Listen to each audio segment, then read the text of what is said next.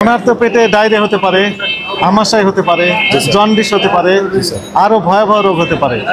আপনার এই ধুলাযুক্ত খাবার, ময়লা আবর্জনাযুক্ত খাবার খেয়ে গার্মেন্টসের লোক যারা তারা মানুষ না, তাদের ভেজাল খাবার খেলে সমস্যা নেই। আচ্ছা আচ্ছা, ওই যে ফ্যানটা দিয়েছেন, ওই ফ্যানটার নাম কি? কাছে আরেকটু কাছে আসেন, দেখেন তো হিট লাগে নাকি?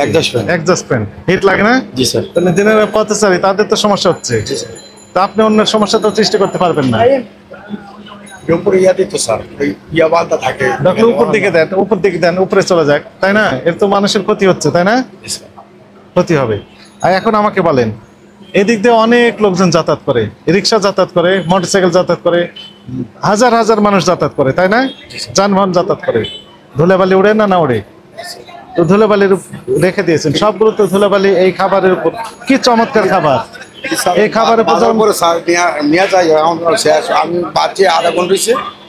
আধা ঘন্টার ভিতর তো প্রচুর পরিমাণে ধুলা পড়েছে। আপনি মাইক্রোস্কোপ যন্ত্র দিয়ে দেখলে দেখতে পেতেন আসলে কি পরিমাণ ধুলাবালি পড়েছে।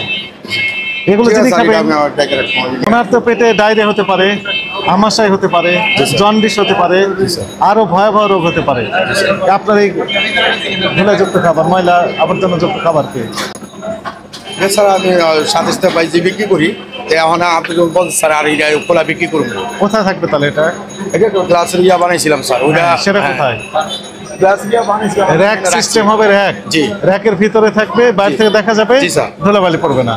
তাও তো রাস্তায় রাখতে পারবেন না, আপনি তো রাস্তা বেদখল করেছেন। স্যার ওই যে সকালবেলার জন্য যারা গার্মেন্টসের লোকরা আসে তো এরা নিয়ে যাচ্ছে, এই গার্মেন্টসের লোক যারা তারা মানুষ না, তাদের না স্যার ভেজাল খাবার খেলে সমস্যা নেই স্যার। এটা হলো কম দামে স্যার, ওই এদের জন্য 5 টাকা পিস তো স্যার, এই জন্য ধুলাবালির ভিতরে। না স্যার ধুলাবালি না, আমি বক্সের ভিতরে রাখি।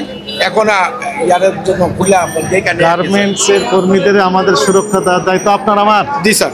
তারা যদি কাজ না করে তাহলে তো পোশাক থেকে শুরু করে যে ফ্যাক্টরিতে উৎপাদন সেটি বন্ধ হয়ে যাবে। জি স্যার। সেগুলো আমরা এক্সপোর্ট করে অনেক ফরেন কারেন্সি ইনকাম করতেছি, ডলার আসতেছে আমাদের। জি স্যার। তারা আমাদের দেশের সম্পদ। জি স্যার।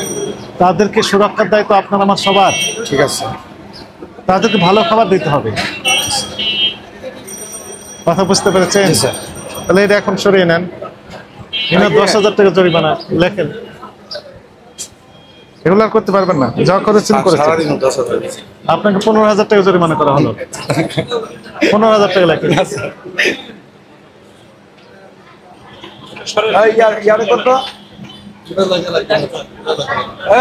এই যে ডিমগুলো শুনে, এই যে ডিমের খোসাগুলো নিচে ফেলে দিয়েছেন, এটা তো সুন্দর করে রাখতে পারেন, তাই না? জি স্যার, এই প্যাকেট করে এখন আবার আপনার ওই ডাস্টবিনে আপনার ফেলাই দিয়েছি। হ্যাঁ, এগুলো রাখবেন, এখানে রাখতে পারবেন না। দৌড়াও গেল, চিনিলো 15,000 টাকা। প্রচুর পরিমাণে হিট আসতেছে। হ্যাঁ, এটা না, হিট আসতেছে ওইটা, এর উপর দিকে দখলে দিবেন। এটা স্যার ওই যে এটার হিটটা এটা চাই না বাইক করে দেয়। হ্যাঁ, আর এটা বোমা দিয়ে দিবে, এমন হয় দিবেন যেন উপরে চলে যায়। বুঝতে পেরেছেন? পথচারীর জন্য কষ্টকর এটি। ওনার হাত তো ধোয়া নাই মাশাআল্লাহ, ডান হাত বা আমার 2 হাত সমান লাগাই দিল, ধোয়া নেই। চিনি আনার জন্য চিনি দিয়া গেল ওরা।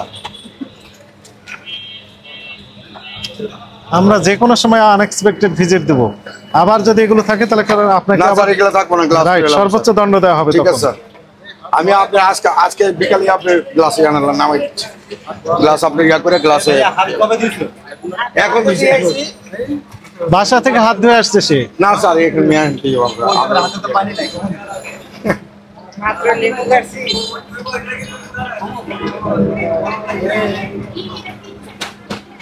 আপনিও তো দিয়ে দিলেন, ওই হাত সব জায়গায় লাগাচ্ছেন, খাবারের ভিতর লাগাচ্ছেন।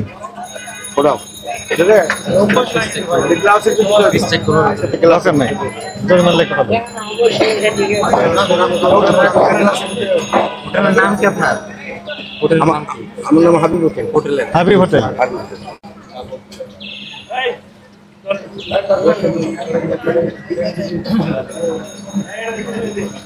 টাকাটা পরিশোধ করেন, দেন, টাকাটা দিয়ে দেন। সময় দিতে কয় মিনিট লাগবে? আধা ঘন্টা অত সময় দেবো না তো, আমরা এই বাজারে যাবার চলে আসবো। আচ্ছা, বাজার জানা আমি মিলাই দিচ্ছি, বাজার যাইতে বাইরে দিয়ে আমি দিয়ে দিচ্ছি। ঠিক আছে, নাম্বার, কন্ট্যাক্ট নাম্বার 0192